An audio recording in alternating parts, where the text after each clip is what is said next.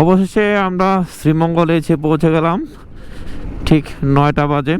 যদিও মাঝখানে আমরা শ্রীমঙ্গল রোডে ঢোকার পরে দু এক জায়গায় দাঁড়িয়েছিলাম, একটু ঘুম পাচ্ছিল, চা খেলাম, ওয়াশরুমে গেলাম। এখন যাচ্ছি দার্জিলিং টিলা, যেখানে আমাদের ক্যাম্পিং সাইট। সেখানে আসলে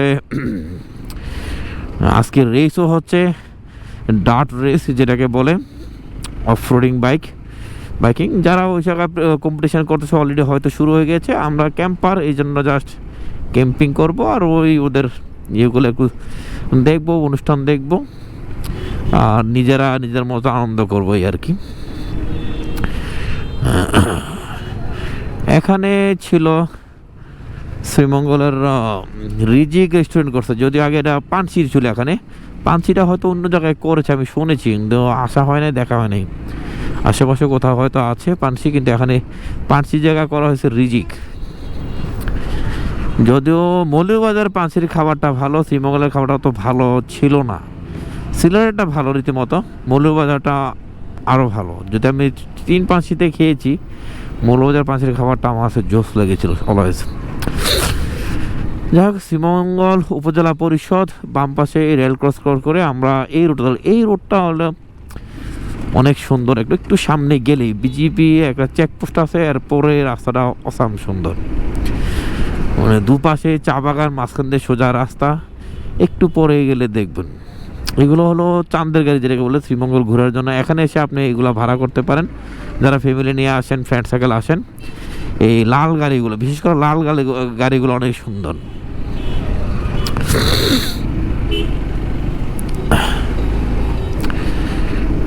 এখন ডিসেম্বর মাস, আর আরও শুক্রবার, সেই হিসাবে পর্যটন এরিয়া হিসাবে শ্রীমঙ্গল আজকে পর্যটনের পরিমাণ অনেকটা বেশি। অনেক বাস ঢুকেছে, পিকনিকের বাস দেখলাম অনেক। যেমন এখানে আসছে এই যে বিজিবির ক্যাম্প, এখান থেকে শুরু। সামনে রোডটা এলো একটু পর থেকে দেখাবো রাতটা। এই রোডটার ভিডিও অনেক নেটে আছে, অনেক ইয়ে আছে, দেখে একটু সুন্দর লাগে। এই লাল গাড়িগুলো সুন্দর। এই যে ফ্যামিলি নিয়ে সবাই যাচ্ছে ঘুরতে, এগুলো সারাদিন একটা প্যাকেজ নিলে আপনি সুন্দর ঘুরতে পারেন, ওরা সব জায়গায় ঘুরিয়ে নিবে, সুন্দর পাবেন। এ হলো ফিনলে টিম, এই দুপাশের চা বাগান শুরু।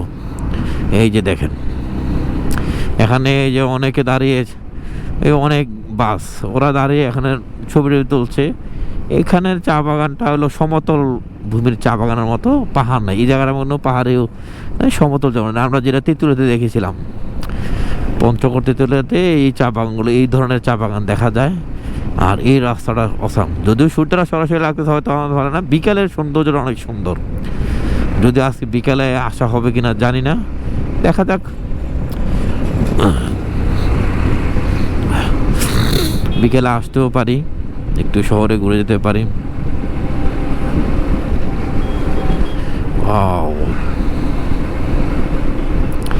আমরা এই রোডটা পার হয়ে গ্র্যান্ড সুলতানের অপোজিটে রাধানগর রোডে ঢুকে দার্জিলিং টিলা পৌঁছে যাব।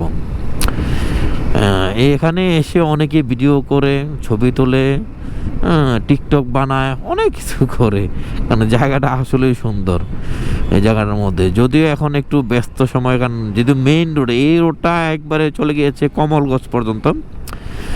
যার কারণে এখানে এই রোডটা লাউয়াছড়া কাজ দিয়ে, মানে লাউয়াছড়া দিয়ে কমলগঞ্জ গেছে, এই রোডটাকে বিজি সড়ক, অনেক গাড়ি ঘোড়া চলে এখানে, অনেক যানবাহন চলাচল করে।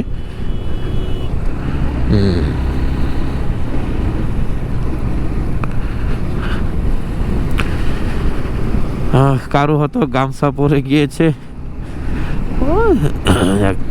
শীতকাল আসতে বলছে, দেখেন গাছগুলা কেমন নির্জীব হয়ে যাচ্ছে। যদিও সূর্যের আলোতে চিকমিক করতেছে কুয়াশার কারণে, শিশির কণার কারণে, কিন্তু এখন আগের মতো ওইরকম বর্ষাকালের যে সবুজের সমারোহটা সেটা অনেকটা কমে গেছে। দুপুরবেলা হলে, বিকাল হলে স্পষ্ট দেখা যাবে, এখন তো সূর্য ওইভাবে পড়ে নাই।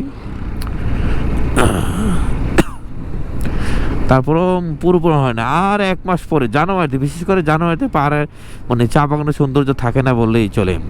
তখন চা পাতা অনেক কমে যায় শীতকালের মাঝামাঝি সময় আর কি। পরে শীতকাল শেষ হলে যখন বর্ষা আসে, তখন নতুন করে চা বাস, আবার চা মানে পাতা ভালোভাবে গজায়, তখন সৌন্দর্য অন্যরকম। এই যে লাল গাড়িগুলো, ও দেখেছেন? এই সামনে যায় মোড়টা নিলে আমাদের গ্র্যান্ড সুলতান থেকে আমাদের রাধানগর সড়কে ঢুকে যাব ইনশাল্লাহ। আমরা অনেক দিন পর 3 জন আসলাম। সাধারণত 3 জন 4 জন 5 জনের ট্যুরটাই অনেক সুন্দর হয়, এর বেশি হলে একটু ক্যাচাল হয় বলতে কি রাস্তা অনেক সময় ব্যয় হয়। আজকে যদি জ্যামের কারণে আমাদের আনারস খাইতে হবে, অনেকদিন আনারস খায় না। আর শ্রীমঙ্গলে আনারসের মজাই আলাদা। শ্রীমঙ্গলে আসবেন আনারস খাবেন না, তাহলে আপনার শ্রীমঙ্গল আসাটাই বৃথা। আমরা একটু পরে একটু তাবু টাবু গেড়ে আবার একটু ফ্রেশ ট্রেশ হয়ে আবার একটু ঘুরতে আসবো দুপুরে, তখন একটু আনারসটা খেতে ভালো লাগবে দুপুরের রোদ্রতে। ও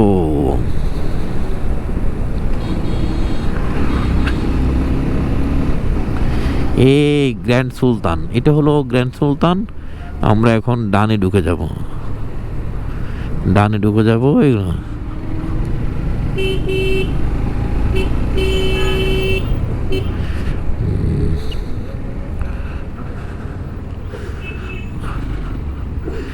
এই রোড ধরে সাধারণত যত হোটেল, বেশিরভাগ হোটেলে এই রোডের মধ্যে বসে, যদিও রোডটা বেশি ভালো না কন্ডিশন। এইটা রাধানগর রোড বলা হয়। এই রোডে সকল রেস্টুরেন্ট, মানে বেশিরভাগ হোটেল রেস্টুরেন্ট এই রোডের মধ্যেই, এবং এখানে দার্জিলিং জেলা যেতে হয়।